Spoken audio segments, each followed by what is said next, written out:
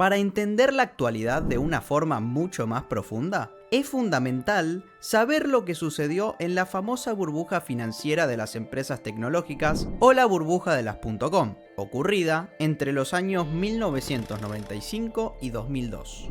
Para esto repasemos el concepto de burbuja. La misma se puede definir como una subida anormal, irracional y prolongada de un activo o grupo de activos. Y en este episodio histórico, esa subida se reflejó en una apreciación muy rápida del índice Nasdaq Composite. Este índice fue creado en 1971 y refleja la capitalización bursátil de miles de compañías tecnológicas estadounidenses, en donde se incluyen empresas de software, hardware, telecomunicaciones y de Internet. En el año 1985 se dio la creación de los primeros dominios .com, destinados a aquellas páginas web con un fin comercial. Esta finalidad se ve reflejada en su nombre, el término com, como referencia a la palabra commercial o comercial. En resumidas cuentas, con el nacimiento de Internet se expandieron los límites del comercio y se abrió un nuevo mercado para explotar. Esto ya había empezado desde los 80, pero tuvo un crecimiento y una popularidad muy fuerte a partir de 1995. Empresas como Intel innovaron en el sector y muchas otras tuvieron un gran crecimiento y su popularidad aumentó desde ese momento. Entre esas empresas podemos nombrar a aquellas fuertemente relacionadas con Internet, como por ejemplo Microsoft, eBay, Amazon, Apple, Dell, Google y Yahoo, entre otras. Estas formaban y forman parte del famoso índice Nasdaq 100, el cual fue creado en el año 1985 y el cual refleja el conjunto de las 100 empresas más importantes dentro del Nasdaq Composite. Para ese entonces, en 1995, el índice se encontraba en los 800 puntos aproximadamente. Los precios de sus acciones se multiplicaban día tras día y las ganancias eran imparables año tras año. Pero como en toda burbuja, en algún momento debía venir lo que en la jerga de los mercados se conoce como una corrección, es decir, que el precio del índice debía ajustarse a valores reales. Algo que debemos entender es que había empresas que en ese momento salieron a cotizar en el Nasdaq mediante su IPO. Estas siglas hacen referencia al Initial Public Offer, u oferta pública inicial. Este es el momento en el cual las empresas salen a cotizar en el mercado bursátil. A las pocas horas de su lanzamiento, estas acciones generaban subas de hasta un 100% en una sola sesión bursátil, lo cual era producto de muchísima euforia. Algunos de los aspectos negativos más comunes de esta situación era que las empresas no podían cumplir con lo que prometían, lo que se vio reflejado en fuertes caídas y posterior quiebra de muchas de ellas. En el año 1995, Yahoo salió a la bolsa y lo mismo hizo la empresa de Internet, software y telecomunicaciones llamada Netscape.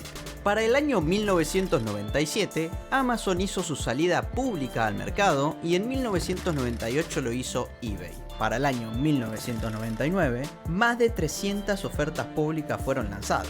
Otro suceso importante sucedido durante este periodo ocurrió en el año 1999, cuando se decretó la ley Gramm-Leach-Bliley, también conocida como Ley de Modernización de los Servicios Financieros de 1999. Esta ley fue una legislación bancaria en los Estados Unidos que fue aprobada por el Congreso de ese país durante el mandato presidencial de Bill Clinton, presidente de los Estados Unidos desde el año 1993 hasta el 2001. La misma permitió la millonaria fusión del grupo Citicorp con Travelers Group mediante un proceso que se inició en el año 1998. Este hecho se convirtió en la mayor fusión bancaria de la historia y esto dio origen al banco más grande del mundo en ese momento, la empresa Citigroup, con una cartera de gestión de activos financieros de más de 700.000 millones de dólares. La nueva ley habilitó lo que el New Deal de Roosevelt había prohibido luego de la crisis de 1929. Es decir, que los bancos comerciales y los bancos de negocios se unieran otra vez, permitiendo a los bancos en los cuales ahorraba la población ofrecer servicios financieros. Para marzo del año 2000, el Nasdaq llegó a rondar los 5.000 puntos. Su posterior caída en picada y su prolongación produjeron una larga recesión en diferentes naciones, en las cuales muchas empresas de este sector y otros quebraron. En consecuencia, se dio la pérdida de empleo de muchísimas personas y también se dio, por supuesto, la pérdida de miles de millones de dólares por parte de los dueños y accionistas de las empresas quebradas o fuertemente lastimadas por la abrupta caída. Otra de las causas de estas fuertes subidas fueron los periódicos y medios de comunicación que apoyaban y alentaban a las mismas. De esta manera, generaron que los inversores compraran lo que los diarios recomendaban comprar, provocando a su vez una fuerte especulación con la salida a bolsa de nuevas compañías. A todo esto se le sumaban los agentes de bolsa, que recomendaban comprar cualquier empresa con la promesa de que iba a subir cifras astronómicas en un corto periodo de tiempo, justificando que esas empresas iban a tener un buen desempeño en el corto plazo, y sabiendo que ellos cobraban por vender cada servicio financiero. Estos casos han sido bastantes, y se ha acusado a muchos agentes de bolsa de comprar estas acciones a clientes sabiendo que las empresas recomendadas quebrarían y estos perderían su dinero. En este gráfico podemos apreciar la subida del índice Nasdaq durante todo este periodo de tiempo, la cual fue de 450% aproximadamente. Y aquí podemos ver lo que fue la caída. El índice perdió casi un 80% de su valor, un 40% aproximadamente en 2 meses, desde marzo hasta mayo del año 2000, y aproximadamente otro 40% restante en los 2 años y medio siguientes hasta su piso en octubre de 2002. En esta imagen podemos observar la subida del índice desde que marcó un nuevo mínimo terminada la caída post burbuja. Si alguien hubiera invertido dinero en ese momento, él mismo se hubiese multiplicado por 14 al día de la fecha. En momentos de pánico siempre habrá personas que aprovechen estas situaciones como una oportunidad de compra, como alguna vez dijo un barón de Rothschild, miembro de una de las dinastías más poderosas: compre cuando haya sangre en las calles, aunque la sangre sea la suya. Con la crisis de 2001, la burbuja de las .com alcanzó una capitalización de mercado que superó el total de dinero de lo que toda la Unión Europea produjo ese año.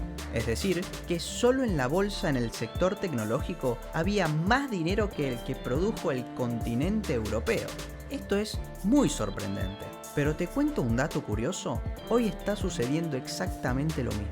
Para el año 2002, el Nasdaq descendió hasta alcanzar una cifra cercana a los 1.100 puntos, sumando una caída aproximada de un 80% desde su pico máximo de casi 5.000 puntos en el año 2000.